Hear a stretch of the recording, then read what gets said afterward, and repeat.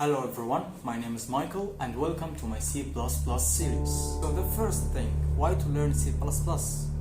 Well, the answer is hardware control. If you are using C++ and other low-level languages like C, it is easier for you to control memory or CPU. And I think that is the major reason why most of the people who are willing to squeeze every bit of performance use low-level languages like C and C++. Second thing, wide support and popularity. You could run your C and C++ code on almost every architecture.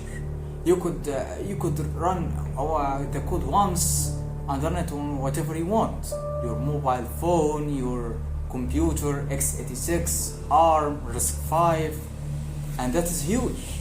Not to mention, games and game engines like Unreal Engine are written in C++. But there is a little side note I want to mention.